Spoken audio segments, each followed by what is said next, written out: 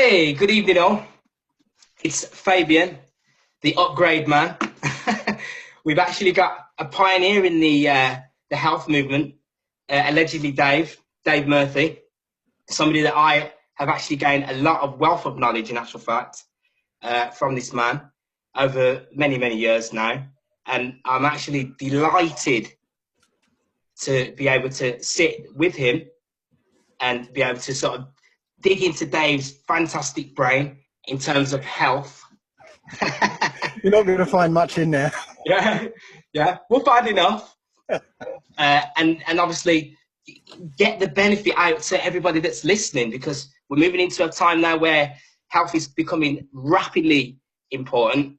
So hopefully we're going to be able to drop a few truth gems, so to speak, and really benefit some people out there. So welcome, Dave. Thanks for having me. Gladly. Yeah, so where is your journey taking you, sir, at this precise moment in time? Where is it taking me now? Yeah, where are you at the moment? Oh, right, okay. I'm right now. I'm sort of looking at basically human history in the Bible, particularly the history of the Israelites. Because they're the main focus of the Bible. Yeah. And also looking at languages, but I've been a bit busy, so I've not really been able to focus much on these projects. Yeah, I've got loads of things going on. Yeah, so it's funny you touch on that straight away, because I wanted to ask you. There's obviously a time period, isn't there, where the Hebrew Israelites, they're sort of, the time that they've been sort of enslaved, so to speak, if you want to put it that way. That sort of time's coming to an end now, isn't it? Yes. In Genesis, the first book, it actually talks about how Abraham's children, Abraham's seed, will be sort of put into slavery and affliction for 400 years. I mean, it's the big event of the Book of Remembrance, the Old Testament. It's a big event. It's a major thing. You know, how terrible would it be to have your people go into slavery, and not just slavery, but hard bondage for 400 years, and then to be redeemed afterwards. So when you look at say Deuteronomy 28, it tells you in no uncertain terms what that hard bondage is going to look like, and that matches exactly what happened to the slaves in the south of in America, the slaves that went to West Indies, the West Africans who stayed behind but suffered under colonialism. It was a worldwide event, a really big event, and that's what the Bible recorded. So it's 400 years, and that 400 years started in 1619. It's now the recognized beginning of the transatlantic slave trade and all the other mass movements of Israelites. So 1619, 400 years on from then, is next year. And I've kind of narrowed it down to August 21st, 2019. Because there have been a couple of, let's say, big signs in the sky. Yeah. That and events, sort of major events that have been very significant, that tell me it was August 21st. Last year, there was a huge sign in the sky. Do you remember what it was? Yeah, I remember that. I remember the one that happened in America, wasn't it? The eclipse. The eclipse, yeah. Yeah, the Great American Eclipse. Yeah. It was an eclipse that only America saw. Okay, it went through 7 places basically called Jerusalem or Salem. Yeah. Salem. And it split America, north to south. And it happened on August 21st, 2017. Exactly 398 years to the day when the first slave touched down in America. Yeah. Now this year, August 21st, there was another event which, you know, the mainstream media didn't really cover, but it happened on August 21st. And what it was the biggest slave revolt in history. Now, there are people in America who are legally slaves. Yeah. So it was the was it 13th, 14th Amendment? I can't remember. 13th Amendment that supposedly freed the slaves, but it had a clause in it that allowed legal slavery if somebody was committed, convicted of a crime. So right now there are more young or working age black people in prison than there ever was in chattel slavery, and they're legally slaves. And on August 21st was the biggest slave revolt, where 2.3 million prisoners across America refused to work. So I call that pretty significant, really. Yeah. I forgot to mention also, there was another eclipse back in 1619. That's interesting. Yeah, my son basically pointed me to it. And in 1619, I think it was April 11th. I might have got that wrong. April 11th, 1619, there was an eclipse in West Africa. It was like, you know, watch out, guys, something's coming, you know. And then straight after that, the first slaves were taken from you know, that country or that continent. Yeah. So, you know, it's like in the Old Testament, it says that the sun, moon, and stars were given for signs and seasons, you know, weeks and years. So, you know, the signs, you know, a bloody big eclipse is a big sign. Yeah. It's a massive sign. Yes, and there's another eclipse scheduled for 7 years on from the one last year. So 7, according to the Old Testament, is a number of completion. Yeah, it's a very important number. Yeah. Yeah. So 7 years on from that first eclipse in 2017 is another eclipse that crosses the first one over the New Madrid fault line. Okay. Now, the New Madrid fault line is the most active, earthquake zone in the States. And it's linked to the Yellowstone super volcano. Okay. Now, the Old Testament tells that, America, or, you know, the daughter of Babylon, is going to be destroyed such that nobody can live there anymore. Yeah. Well, I started looking at reports of what's going on in Yellowstone at the moment, and Yellowstone woke up, this year, and it's starting to, you know, become very active. The latest report is that the ground there is moving up and down 6 feet at a time. It's like it's breathing.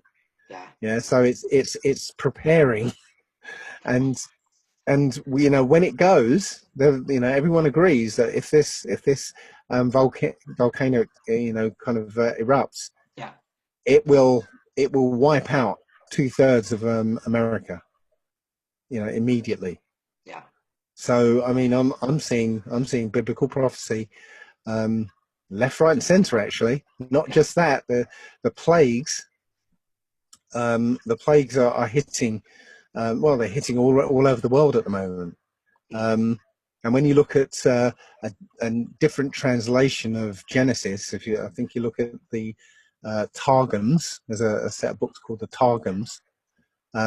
It actually gives you a little bit more information, and it says that there will be 250 plagues, not the 10 plagues in Egypt. Amazing. So we're seeing plague after plague after plague. You know, I think there's like 41 volcanoes erupting simultaneously around the world. Yeah, so I mean that doesn't happen. Doesn't happen. You know.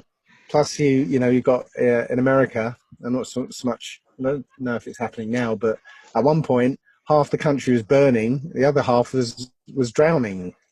Yeah. You know. Unbelievable.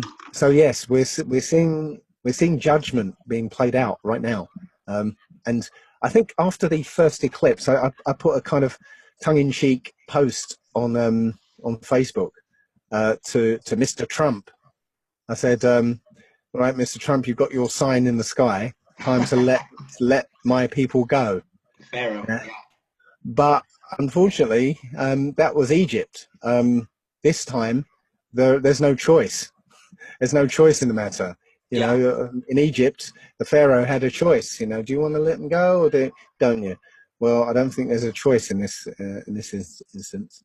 Yeah. Yeah. There is no choices there. You can see how it's, like you say, it's unpanning that way, and the Most High's the one that's directing it all.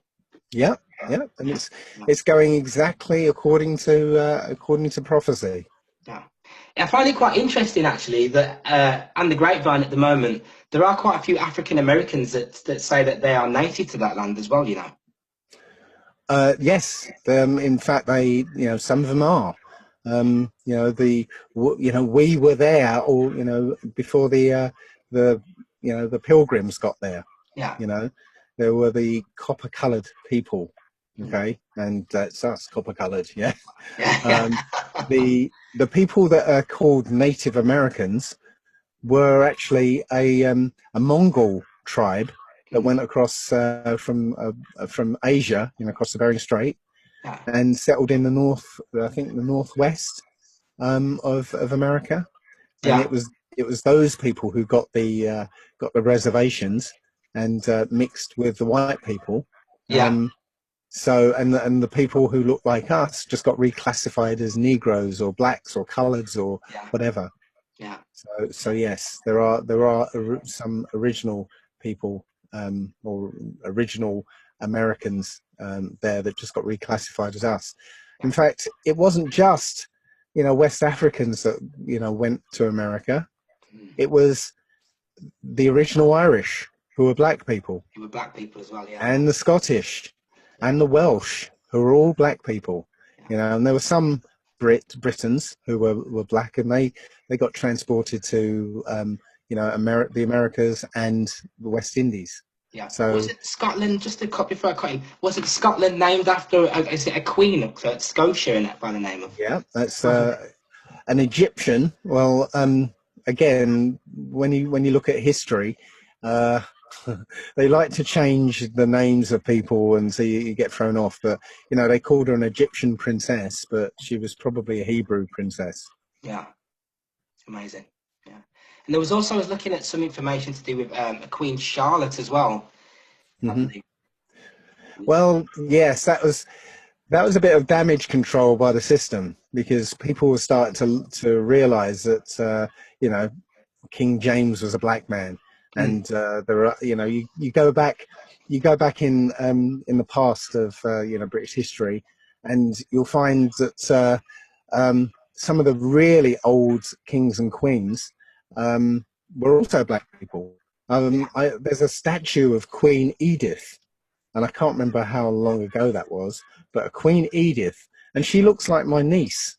Yeah, because I had to send it to her because I said, "Look, you're Some statue. yeah. Yeah. So there's a kind of an awakening to this idea that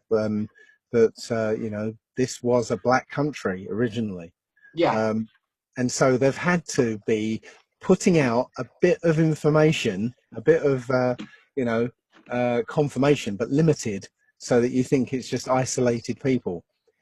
So Queen Charlotte. That came out, and they said, "Well, is this the first black queen?" Well, okay. People were sort of looking at this kind of mulatto or half caste looking queen, Yeah. and if they weren't very interested, they would stop there. So yeah, they've been putting out every now and again. You'll see a find of a black person, and they'll say, "Oh, this was a Roman slave," or this was an isolated person from Carthage or whatever. and it's kind of culminated in the Cheddar Man. I don't know if you came across that one. Yeah, I've actually just got that written down here. That was one of my next points. So, fantastic. Yeah, the Cheddar Man. Yeah, that came just pretty much after, a lot of people started looking at King James and started to dig in and find more black people in British history. So they came up with this Cheddar Man, the first Briton. Mm. But they gave him straight hair and blue eyes. I mean, Couldn't help it. no, it was like a last little attempt to pull it back. Yeah, no, he wasn't.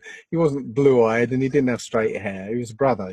That's just the way it is. So, and then if you go back even further to that, so probably a few people who aren't fully familiar with this area of knowledge, it's they're probably thinking, well, why is it like that? And then obviously, if you go further back, obviously there's a scenario with the fallen angels, isn't there, etc. Which is Yes, yeah, that's going right back.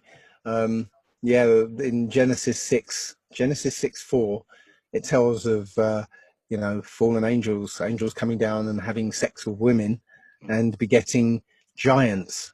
yeah, Now, if you look in the book of Enoch, because the theologians will very sort of quickly say that no, it wasn't angels, it was the sons of Cain and the wicked sons of Cain and the daughters of Seth.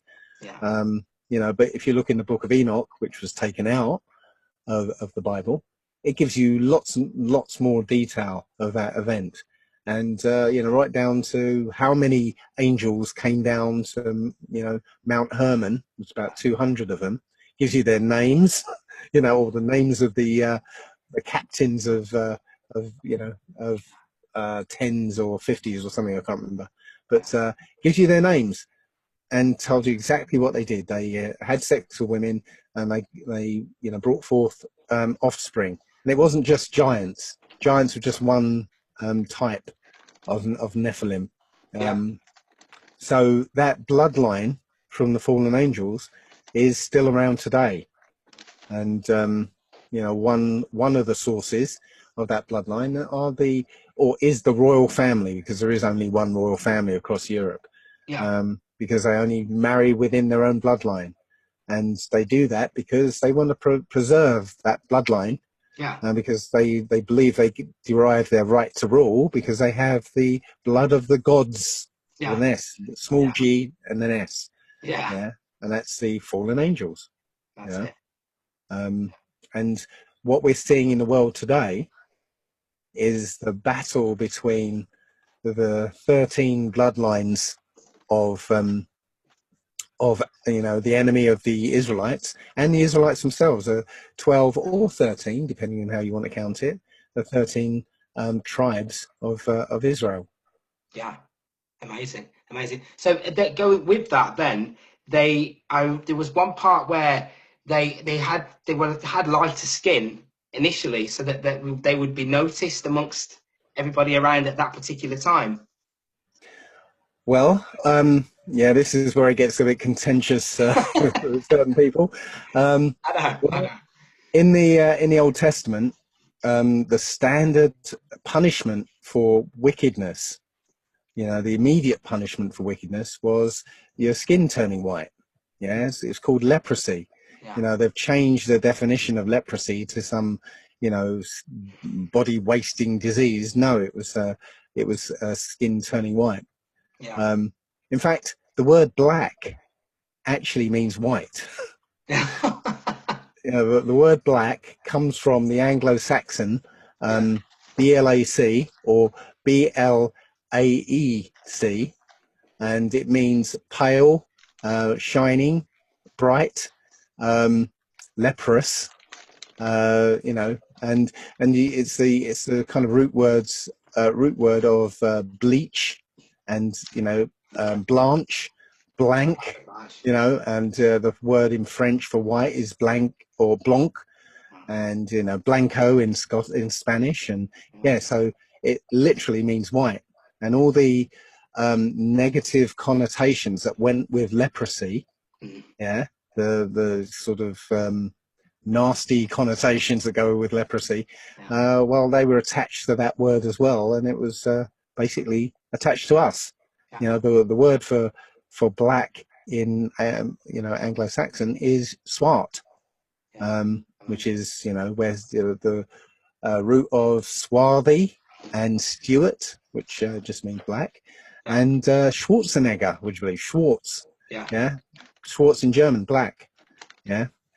So yes, yes, it was the standard punishment for wickedness was skin turning white. Yeah. The fallen angels, or the offspring of the fallen angels, were identified as being white skinned, because you can look in the book of Enoch.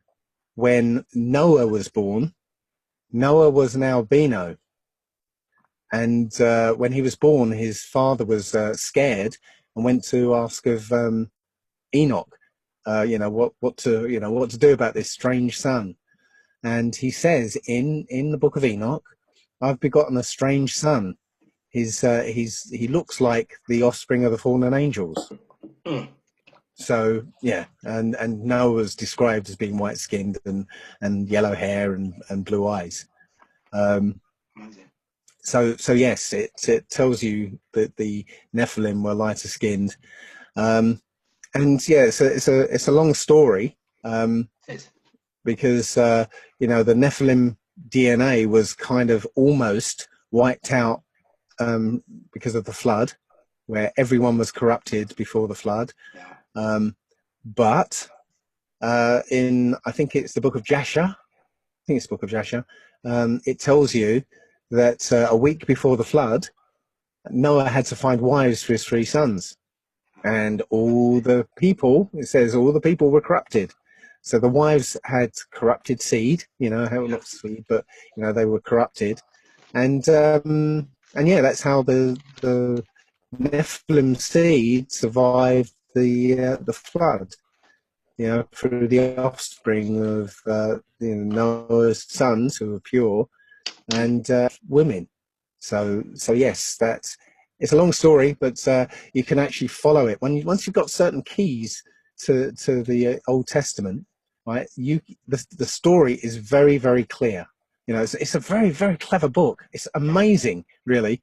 It was designed for us in this day to actually discover it and remember. That's why it's called the Book of Remembrance. Yeah. Yeah. So this book is the only book that's been with humanity for the whole of human history. Yeah. The Old Testament been there all along. Yeah. But it's been sealed. You can't read it without knowing who the Israelites are today. Yeah. Yeah. You can't read it with an idol in your heart. This is where it pisses off a few people. Yeah. If you're a Jesus worshipper, Yeah. you cannot read the Old Testament and make sense of it. Nope. You can't. So it's very clever, because the book was written for, back in those days, for now, so that we look at it and remember. Yeah. Yeah, and the book of Enoch actually says that. It says in the first lines of the book that this book isn't for this generation. It's for those in the latter days. Yeah. And then all of a sudden, the book of Enoch disappears and reappears in 1947. That's another thing I was going to say to you, that it wasn't included, was it? The Book of Enoch, deliberately, obviously. No, deliberately. Yeah. And this is another nail in the coffin for the idol worshippers. In Enoch, I think it's I would say section 14, chapters 82 to 86. I'm getting really good at this. It's there's a kind of parable. It's a dream that Enoch had. Yeah. And essentially it summarizes the whole of the Old Testament from beginning to end.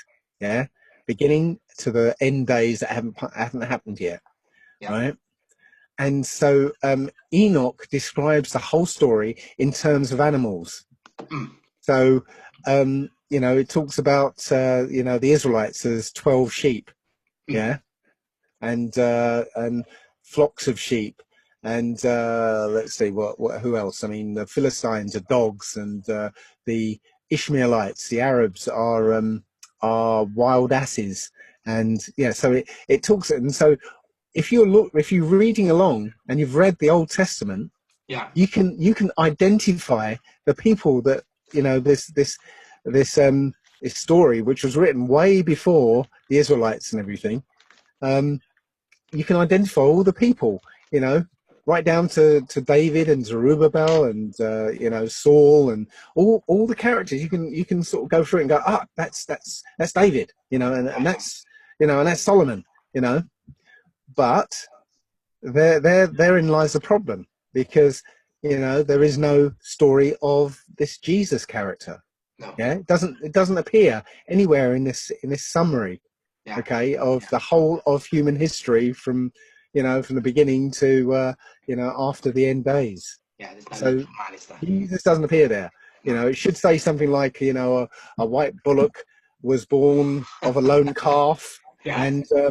and it had 12 sheep following it, and the flock gave the white bullock to the eagles, and the eagles killed him, but the white bullock came back to life and told the 12 sheep that he's coming back in 2,000 years in the spaceship and take everyone to the happy place. Yeah. It doesn't say that, It doesn't say it. So and I think the people who are in the camps and the messianic Israelites, they're starting to see the prophecies coming true right before our eyes, and they're struggling to shoehorn this Jesus character into the story. Yeah. Because it doesn't.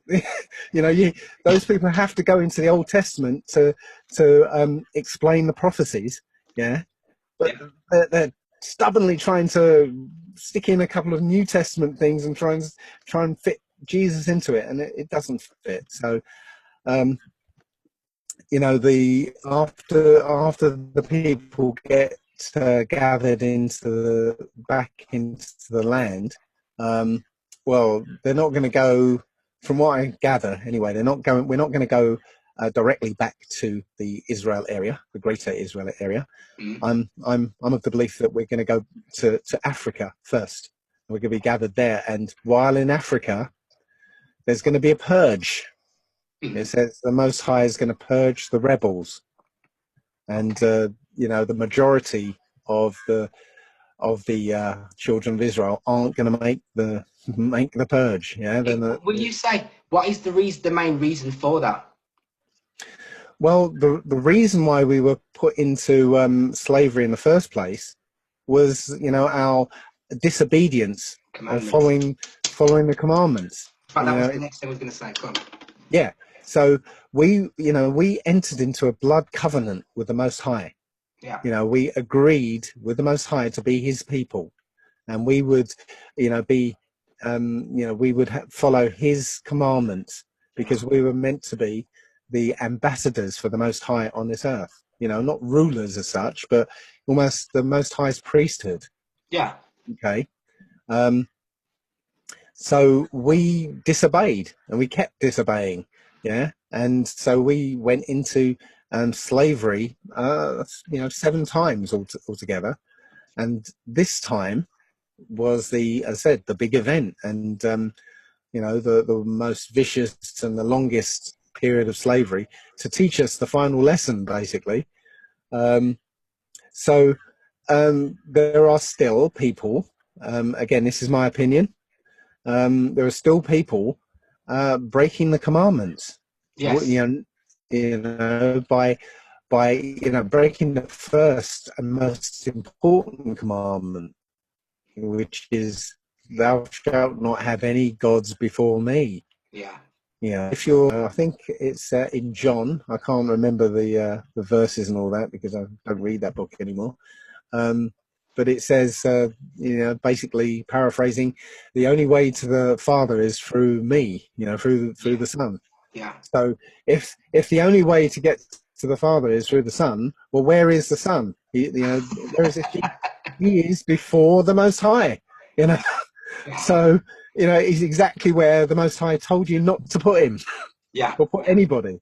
Yeah. So literally, as far as I can tell, when we go back into Africa, that's when the purge will be, and the rebels will not make it. And if there's something like 2.2 billion Jesus worshippers in the world, Yeah.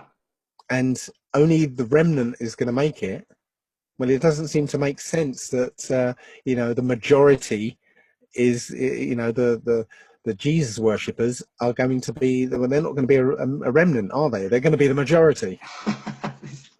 That's how it's set, isn't it? So yeah, so um, I I don't understand. I mean, I can see this really clearly. I don't understand why so many of our people are still clinging on to this Jesus character. Yeah. When you look into history, there are quite a few books that escaped the book burnings. There's a reason why they were burning these books, and they were telling of the Spanish Inquisition. The Spanish Inquisition was about us. Yeah.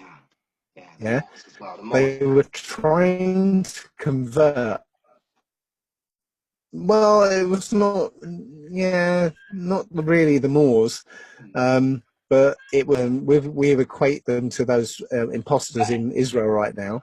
Right. But it's talking about us. Mm. Okay, it was an attempt to convert, the children of Israel, who were stubbornly clinging on to their law, the Ten Commandments Yeah. and that, and convert them to Christianity. And that's why they had all these what they call auto da fes, which were the burnings, the torture and the burnings and all that in the Yeah. Yeah. Spanish Inquisition. So, our people would rather be tortured to death and tortured within an inch of their life and then burned. Yeah. And they didn't just burn them. I think the first thing they did was um, they tied them to these stakes, sort of kind of leaning forward. So Yeah. the first thing they could do was burn their beards. Yeah. So our people went through torture and horrible death to avoid being a Christian. Yeah. And I think there was actually an event where they wanted to burn a whole family. Mm. Yeah. But they took the daughter, a little girl, and they kept her back, and they horribly tortured the mother and father and then burned them to death, just to try and convert this little girl and say, look what happened to your parents. Yeah, Yeah. you can avoid it if you just convert to Christianity. Yeah. And the little girl apparently, looked like she was listening and taking note of it.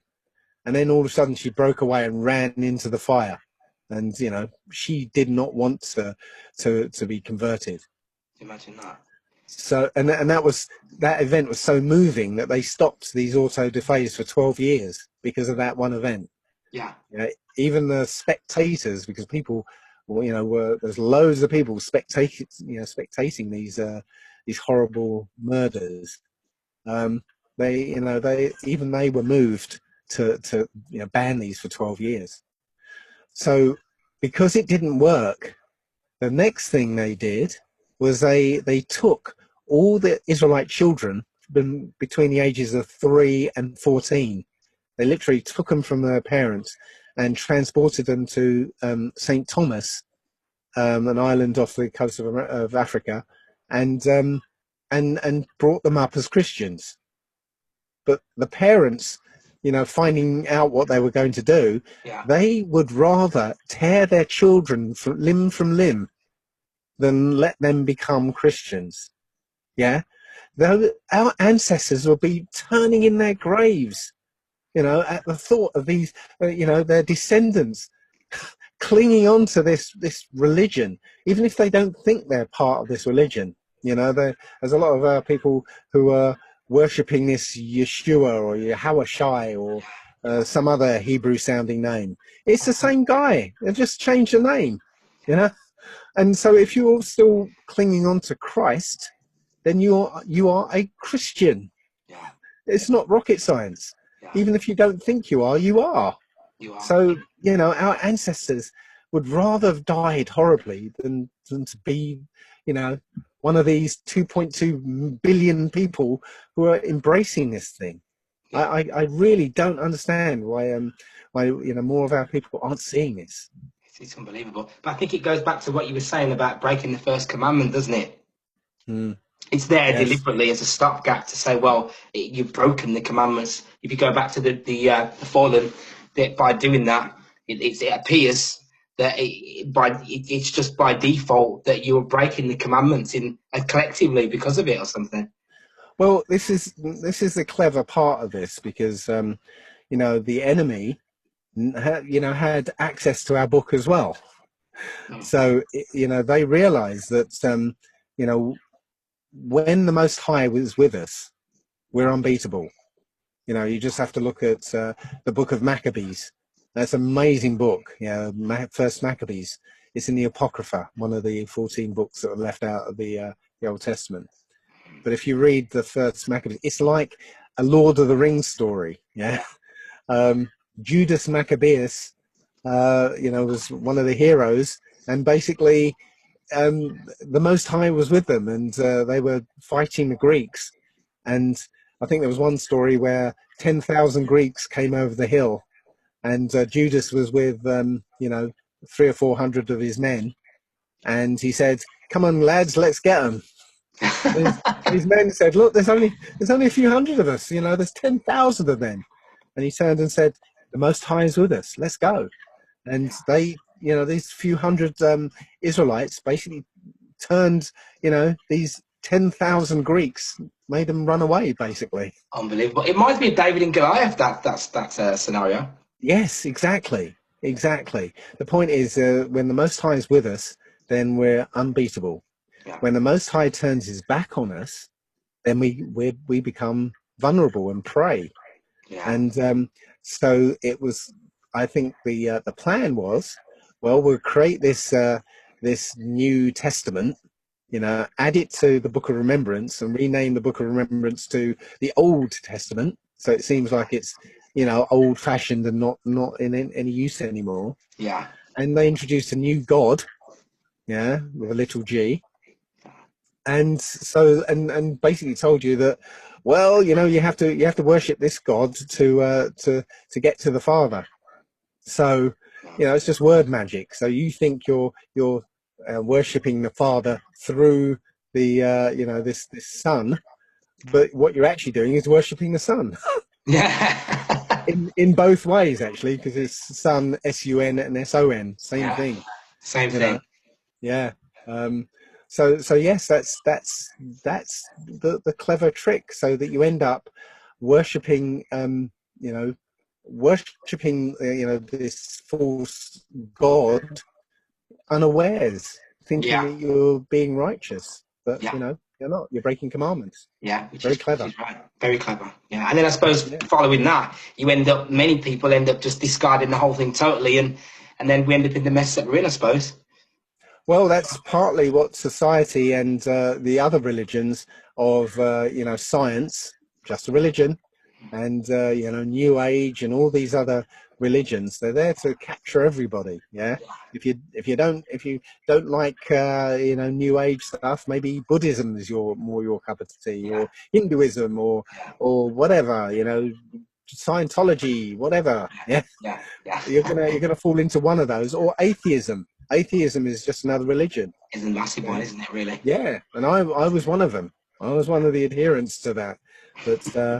But yeah, I've been on this path, and I really feel that this path I've been on for the last 15 years has been the path to find the Most High, Yeah. because it basically, this path has led me to destroy all the different parts of this construct, this false artificial construct that we live in, Yeah. and we all think is real. Yeah. Yeah. um this journey is basically torn down all the pillars of this construct, Yeah. and what was left was the Most High. Unbelievable. And that's what happens, isn't it? With any type of this deluge scenario, it just gets wiped out, and then it starts again, doesn't it? Unbelievable. Yeah. So yeah, we're right in the middle, or no, right at the end of this. Well, I guess it's like an experiment. No, actually, no. There's another book in the Apocrypha called Second Esdras, and one of my Sabbath studies, I was listening to a YouTube video of somebody reading out from Second Esdras, and I was reading along with my King James. Yeah. So I got to a bit in this Second Esdras where what the person was saying on the YouTube video didn't match up with what I was reading. What I was reading was gibberish, didn't make any sense whatsoever. And then my copy of Second Esdras stopped, and the guy reading carried on. So there are more verses that have been taken out of my book. So I went hunting for the 70 missing verses, and amazingly, these verses tell you what the whole point of this game is, and what happens after you die, which is like stunning news, Amazing. Yeah, and it there must be something to it, because not only did they take the book out of the Bible, but even that book, once it's been taken out, they took out 70 verses, the key 70 verses, so you wouldn't know. So basically, what Second Esdras is telling us, and it matches up with what I've always believed about this world, this reality. It says it's a contest, and I call it a game, but the Second Esdras calls it a contest. Okay. And the best way I can describe it is, imagine you were in a room with 100 people, and 20 of those people were psychopaths, and your job is to find out who are the psychopaths and who aren't. Yeah. Yeah. Right. So you can't look at them and find out and know which is who the psychopaths. So you might want to write a questionnaire. Yeah. But the first questions can't be, are you a psychopath? Or, do you like hurting small animals? Yeah. Because it's like psychopaths are just going to go, no, no. Just disguise themselves really well like that. Yeah. So what you're going to do is ask questions whether there isn't a right answer or a wrong answer. Right. Yeah? Open question. So that the people have to be honest, because they can't tell which is the right answer and which is the wrong answer. Yeah. Good. Right. So imagine the Most High with a whole bunch of wicked souls. Yeah. The rebellious ones and whatever. So how to figure out which is which? Well, imagine creating a realm, a physical 3D space and time realm. Yeah, yeah. And then incarnating these souls into physical bodies, wiping their memories, and then saying, off you go. What are you going to do? So you can approach this place, which I really believe this place, you can do anything. Anything you want to do, anything you want to have happen, you can have that experience. You can. Right. So you're in this magical realm that's where anything is possible, right? And you're left here with no memory of what or who you are. Yeah. And it's like, an open question. What are you going to do? Are you going to act wickedly, or are you going to act righteously? Yeah. And at the end of the game, you're going to be scored. And, woe betide you if you've got a low score. You're coming back. Or even worse. No. That's it. And it's not you're going to come back, because, the Old Testament says you're only here once. Yeah. You only have one time around here. Yeah. Yeah. So, you better get it right. You better get it right, because you may, Yeah, you'll be deleted. Like if you play these video games, like Call of Duties, not Call of Duty, there's other ones like it, where the first thing you do is you create your character, you define how much skill, your avatar. bravery, so you design that, okay, and then you play it, and sometimes that character doesn't play very well. Yeah. So you tend not to use it. It might be stored there, but you tend not to use it. And you use instead the ones that play really well, And Yeah. keep And keep and, using that. and eventually you'll run out of space. So the only thing you're going to do is delete the ones that don't play very well, aren't you? Yeah, makes perfect sense, doesn't it? It does. Yes. So I think that's what's coming, and yeah, it's I think it's amazing actually. I think when I was reading it, I was like, wow, and it basically tells you that there is a judgment coming, at the end of our lives, and essentially, uh, there are like seven woes and seven benefits that the good ones get, and seven woes that the wicked ones get. That's what I was going to say with the good ones. So what happens with the good ones? You know, we know the woes of the bad ones. What happens to the seven good ones? Well, They should ascend.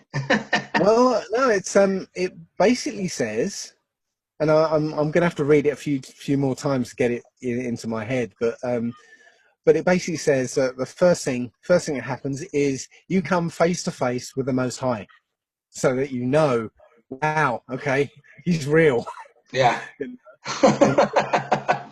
and and essentially you know that you've got the high score, so Yeah. you're on the good side. Yeah. Um, and then you go to a place of profound rest, profound quiet, guarded by angels. Yeah. So essentially, you sleep until judgment, the final judgment day. Yeah. But you get to see where you're going to go. You get to see where the wicked ones are going to go. Yeah. You get to see what's going to happen to the wicked ones while you're in your profound rest. Yeah. Yeah, you get to see what happens to you after judgment. What kind of life you're going to have after judgment. Yeah. So yeah, I can't remember all the seven how it goes, but yeah, it's good stuff. Yeah. So, Yeah.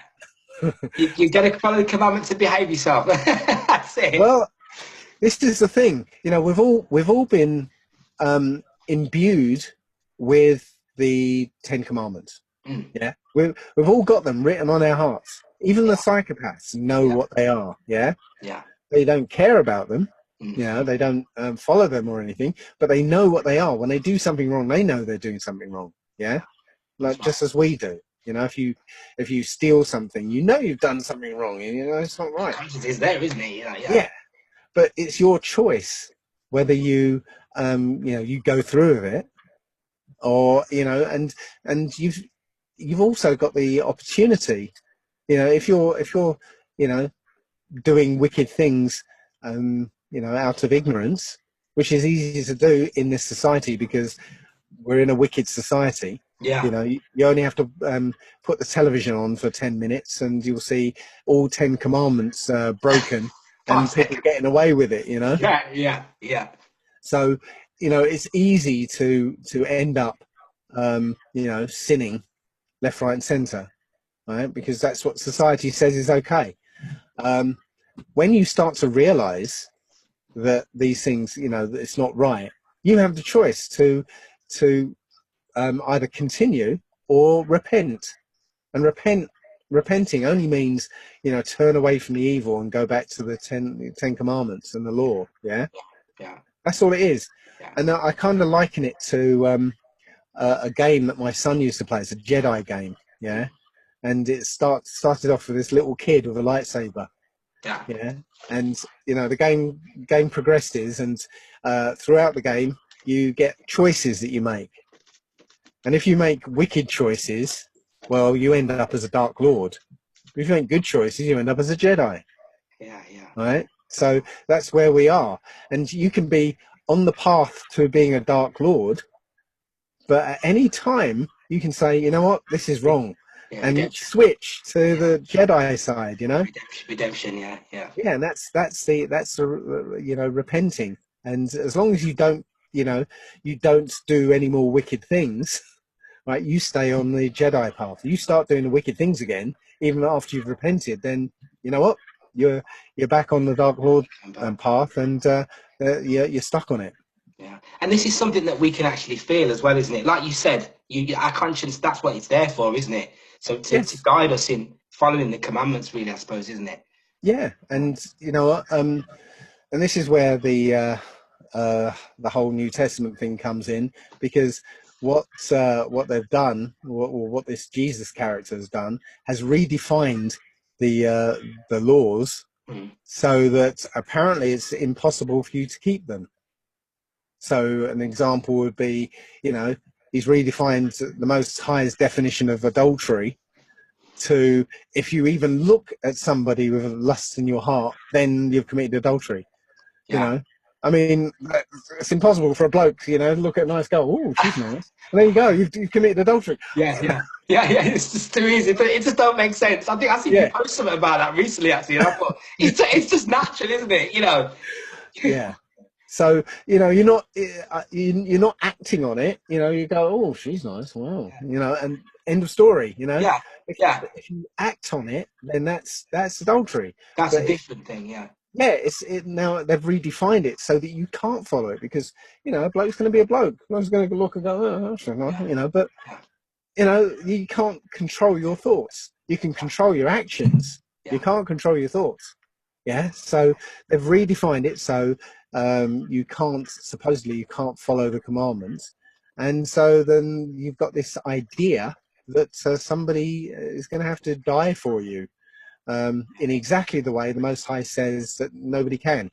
yeah. Yeah. Exactly right. Yeah. Deuteronomy somewhere it says, every man shall die for his own sins. Mm. So, again, it's been redefined to, the Nephilim, because this Jesus character is a Nephilim. If you look in Luke, it says that the angel Gabriel did the deed. It says something like, yeah, the angel Gabriel came in unto Mary. Okay, the same phrase that Yeah. was used when the fallen angels came in unto to women To the women. Yeah. and begat Yeah. Yeah.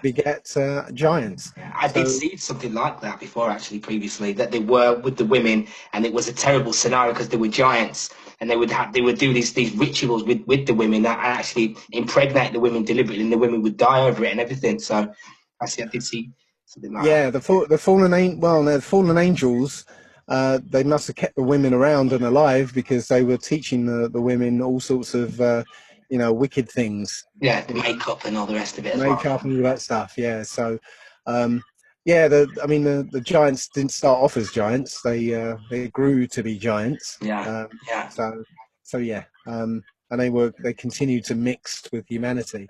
mm, Um, I have in one of my presentations, I have um, what I think is one of the types of Nephilim, mm. and I believe that type looked like H.R. Geiger's Alien, in the film Aliens. Yeah, Yeah, yeah, yeah, with a long yeah. The head. big head, long head. Yeah, yeah. Yeah. Well, if you look in the fossil record, yeah, you'll find people with long heads. It's one of the Yeah. Rothschilds has got like a similar type of head, doesn't he?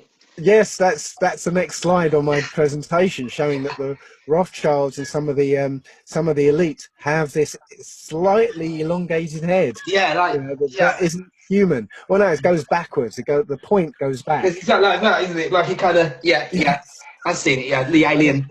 it doesn't look like a normal human head. Yeah, So I'm, my sort of, I kind of postulate that yeah, these things that were very much like the alien, and we know that films, they like to tell us stuff in films, yeah, and they they put do. it Yeah, right under our noses. I think that one of these Nephilim were just like those aliens, and that's why the Most High in the Old Testament said, "Kill them all." yeah. Yeah, kill every male, every female, every egg. Because when you do that, if you come across a whole village of those things, Yeah, you you better just wipe everything out. wouldn't hesitate, would you? Yeah, you got just get rid of them. Get them gone. Get them gone. Exactly, and that's why the Christians look at the Old Testament and go, well, no, it's a bloodthirsty, Most High, and Angry he Most High. says, Yeah, yeah, kill them, kill that. No, yeah, no, it's not yeah, killing humans; it was killing these corrupt creatures. yeah, yeah. This is it.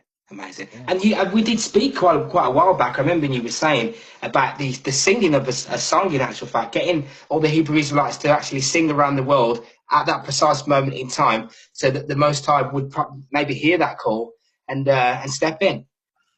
Yeah, well, Fantastic. yes, that's a project I'm still working on. I see, mate. Um, Good. yeah, it's called the Cry to the Most High. That's it. I think the website is crytothemosthigh.org.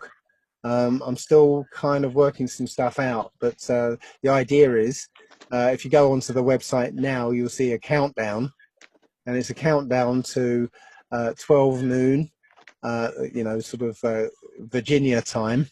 Um, on August 21st, 2019.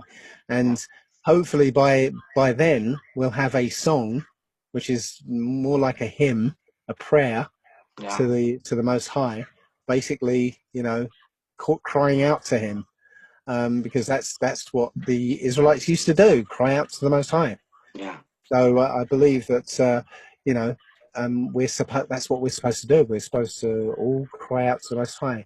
And I think if it'd be more powerful if we got hundreds of thousands of Hebrew Israelites singing this hymn all at the same time, crying out to the Most High. I think that would be very powerful. Um, the point is that it's going to happen anyway. The Most High's Yeah. already decreed it. It's already been written.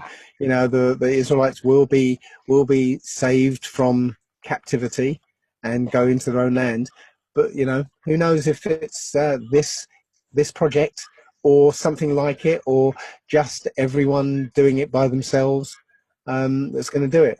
So I just thought, hedge our bets and actually do something about it. Yeah.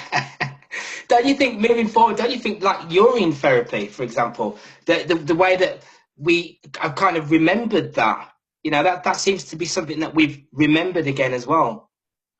Yes. In fact, I think that was the second thing, maybe the first thing that got me to actually look at the Bible, because somebody said, "Oh, urine therapy is in the Bible," and I was Yeah. like, "Is it?" And I was like, "Okay, yeah, Proverbs 5:15, Old drink Testament?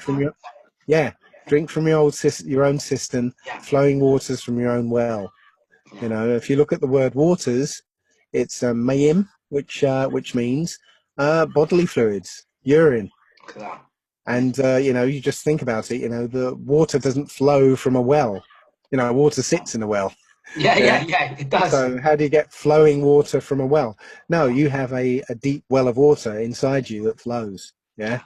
Yeah, yeah, So yeah, that's what got me into getting the Bible. The first time, look at the Bible the first time. The second time was what was it? Oh, the second time was somebody telling me that King James was black. I was like, was he? No. I said, yeah, 1611 Bible. If you first of all, it tells you in the foreword that he's having this book translated because the Roman Catholic Church is trying to hide the word from our people. I was like, yeah. our people, okay. And then I found engravings of him, and sure enough, he's a black guy, and he married a Danish woman, Anne of Denmark, Yeah. and she's a black woman with an afro as well. Yeah, so yeah, that was the second thing that made me sort of look at the Bible, Yeah. and then the third thing was the flat Earth. Somebody said, "Oh, the Bible's a flat Earth book, don't you?" And I was like, "Is it?" So I started looking at it, and you know, and that was the third time. So I thought, you know what, I better actually read this book. Because it's there seems to be so much in it. Yeah. Let me actually read the book. And look what it did. Amazing. Yeah, it turned me from a 40-year atheist to somebody who knows that the Most High exists and is working in the world right now. Yeah. Fantastic.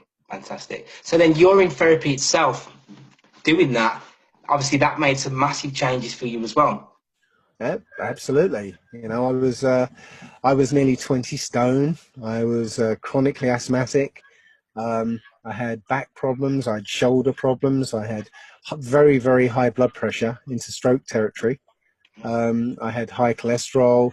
I had nerve damage in the left side of my foot, and pain up the back of my leg from an Achilles tendon operation.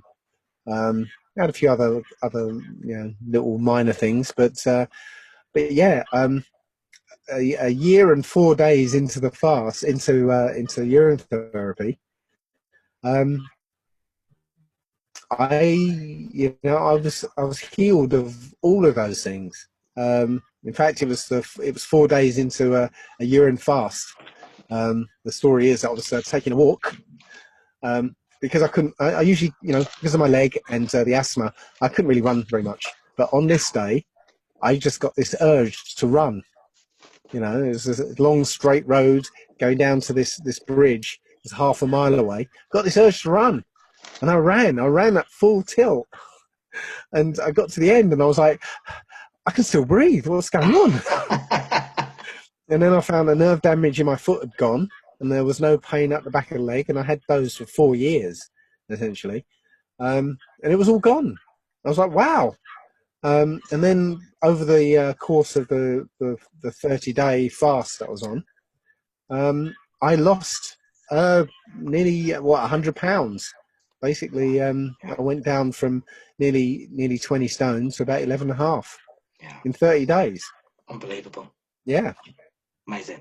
So it was an amazing thing. So that's what led me to actually research why the urine therapy was working, and what the body was actually doing. And that's where my book came from, because I realized that the thing that you need to do when your body gets sick, gets ill in this world, of all these fake diseases around, is basically leave your body alone. Let it do its job. Get out of the way. Yeah. And just kind of help it along to do what it's trying to do naturally. Yeah. So did you notice that when you went on that fast, did you notice when you came off it, was that the changing of your diet, would you say, after that? Or No, my diet actually was changed by the urine therapy. yeah.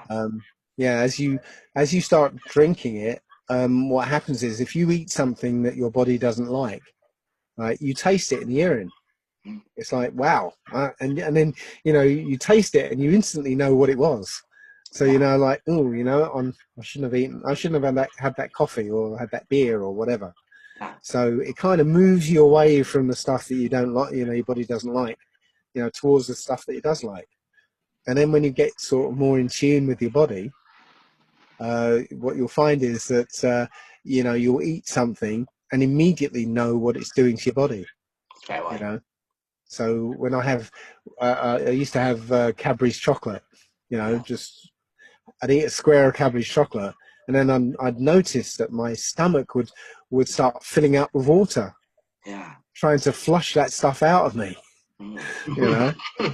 So yeah, I could feel what my body was doing. I could feel my heart, go a little faster, and I start shaking slightly, and my stomach would fill out of water. So it was, I could tell what was going on. So yes, this feedback loop of drinking the urine, not only gives you indications, but it actually starts making you more in tune with your body. Yeah, definitely. I suppose it works a bit in the same way as the commandments do with your conscience. It's like it's sort of telling you, look, this is not right to eat, because you're having a negative effect and everything, a negative impact on your body as well, so that you just know what's what through drinking the urine. So it's from the Most High again, isn't it? It's yeah. I mean, I didn't I didn't understand the whole you can't eat pig and you can't eat shrimp and all that stuff. Because I kind of like bacon sandwiches and things, but then, I found out about, our dietary laws, and I followed them. I thought, no, it says it, I'm going to follow them. And then as soon as I decided to follow them, that's when I found out that, oh yeah, pork is disgusting. Pork is totally unclean. We shouldn't be eating it. Same with shrimp. I used to love prawns. I love them. I thought I was a shark in a previous life. I used to love. I'd have like big mountains of prawns, but as soon as I stopped eating them, I realised that they're the cockroaches of the sea. They're almost exactly like cockroaches. literally, if you put a tail on a cockroach so it could flap and swim and all that, Oh, it's a problem. it's the same thing. It Crazy. is, even down to the little legs, you know. So yes, it's the cockroach of the sea, and it's on the sea bottom, clearing up all the shit, basically. Yeah, yeah, yeah. And so, you know, obviously, we're not meant to be eating those things. No, There are things in this world that aren't meant for us to eat. Um, and I believe that we're only really meant to be eating the fruit, you know. same here. Yeah, Um, and the dietary laws came in because it was like, okay, you guys are going to be eating meat now. Okay, well, okay, this meat's good to eat, but this isn't. You know, mm. I personally think because if you find out that like even plants have a kind of consciousness, Yeah, yeah. yeah. There was that guy who put a lie detector on a plant and realized the plant was actually responding to things. It's conscious. Yeah, Yeah, so if a plant is conscious, well, maybe we're not supposed to be eating the vegetables either. But fruit isn't actually, it's like, you know, the like offshoots of the plant. of the plant. Yeah, Yeah, yeah, it's not, you're not eating the plant itself. It's yeah, something that's going to fall off eventually. You know, yeah, it's not actually part of the plant as such. yeah. So yes, I think we're meant to be eating the fruit, if anything. Yeah. So does it also with the cooked foods as well? You know, the leukocytosis, etc. You know, from eating cooked foods. What are your sort of thoughts on all of that on that area? Yeah. Right. Well, I actually, um, yeah, it's as soon as you eat cooked food, your body responds as if you've been poisoned. Yeah, Yeah. yeah, When you take a poison, your body starts creating white blood cells yeah, called leukocytes, something called leukocytosis, yeah, which is your body trying to overcome this poison. So it also happens if you eat cooked food, called digestive leukocytosis. Yeah, and they say, oh, that's okay. It's digestive leukocytosis. It's okay. It's not. It's your body responding as if you've been poisoned. yeah, So yeah, it doesn't happen when you eat raw food. yeah. So you think about it. What other animal cooks food? Burns their food before they eat it. Yeah, You know, it doesn't make any sense. We're doing things that simply don't make any sense, but we're just doing them because we're used to doing them. yeah, yeah. And then there's the weight of the food as well, isn't there? And then also, you know, with the eating, when you go for that raw diet, and then it's like a massive shock to your system, I suppose. That's when you notice the truth, I suppose, isn't it? Yes. Well, the thing about diet, in my book, Mm. I break healing down into four parts. First part is to stop poisoning yourself, and that's basically where your diet comes in, because eating fruit is the least damaging of all the foods you can put in your mouth. Yeah, Yeah. So if you're gonna eat, then the best thing you can do is eat the least damaging thing that you're gonna, yeah, which fruit is essentially water. It's mostly water, and yeah, the physical stuff is actually easy for the body to get rid of. Yeah. yeah, So yeah, that's number one. Number two is get rid of the poison that's already in you, and that's with distilled water and urine therapy. yeah. They're basically detoxing. Um, the third thing is to give your body the energy it needs to do the job, Mm. and that's fasting. That's where fasting comes in, Yeah, because every time you eat food, well, your body has to use something like 80% of the body's energy to get rid of that food, yeah, to yeah, so-called digest it. It's not digesting anything. It's literally just breaking it down so you can get rid of it. yeah. Yeah, and that uses a lot of your energy, bursting with energy. You're like, oh, I can't move. You know, because now you're using 90% of your energy, and that's not enough for you to be running around and stuff. Yeah, yeah, So by fasting, you literally liberate that energy that would be used to digest food, and yeah, it can use the energy for repair work. And the final thing is to change the way you think, because all disease starts up here. And yeah, if you don't address the problem, in your mind, then you'll, even if you heal the physical, manifestations, then you're going to re-trigger it later on, because the mindset behind it is still there. So between those four things, you can literally heal yourself of anything. Yeah. Didn't you? I think you said once when you on a fast that you had like a scenario where everything just came to you really quickly. It's like an advanced. Your mind became really rapid and advanced. I don't know if you want to touch on that. That'd be great. Yeah, that was during my breatharian experiment. So the beginning of my experiment was I wasn't drinking for, but I spent an entire year preparing not to eat, but I forgot to prepare not to drink. Yeah. So yeah, 10 days into my breatharian experiment, I got severely dehydrated. But up until that point, I was waking up at 4 o'clock in the morning and lying there in bed for about 4 hours with all these ideas coming to me. And I would ask a question in my mind and get it answered instantly.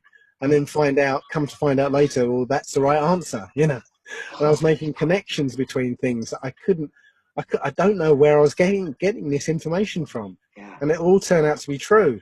In the end, I had to keep a notepad by my bed so that I could write some of this stuff down, because I had so much stuff coming to me. I was like forgetting it later, and then as soon as I started drinking water again, that creative period, that 4 hour period, started to kind of wane. Yeah.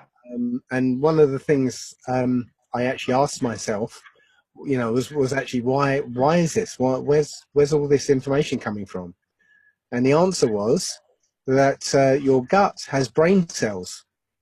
Your gut thinks, Yeah. but it doesn't think in the same way as your mind does. It thinks in intuition. So what we call a gut feeling, gut instinct. Yeah. Yeah. And when you're eating, well, your gut is now basically overworked trying to get rid of all this food, and it can't think. As soon as you stop eating and drinking, well, now your gut isn't doing all this work, and now it can think. And I think again, when you look in the Old Testament, Yeah. it will tell you when you pray, when you commune with the Most High, you fast and pray. Yeah. Amazing. Because it lifts you up to that advanced state, like you're saying, that you've got this intuition coming from the gut, and that's where you need to be to deal with the Most High, don't you? You would need to be in an advanced state rather than this sort of animalistic, state where you're not following the commandments in any way, shape, or form. So that makes perfect sense, though. Yeah, yeah. So yeah, this has been an amazing journey, it really has. Yeah, fantastic. It's been a pleasure to have you on. It's been, amazing. The amount of information and knowledge that you've got has been just phenomenal over the years. So I'd like to thank you for that. I'd like to definitely have you back on so we can touch on the Paleo Hebrew side of things, what you're doing with that. Yeah, I wanted to talk a bit about that, but yeah, next time. Yeah, fantastic. So, guys, it's been fantastic. We've had Dave on. He's spread and shared a wealth of knowledge, and obviously he's even spoke about the advancements that he's received through the fasting. So, fantastic. We'll have you on again soon, Dave. Okay. Look forward to it. Brilliant. Speak to you soon. Okay, take care. See you in a bit. Hang on.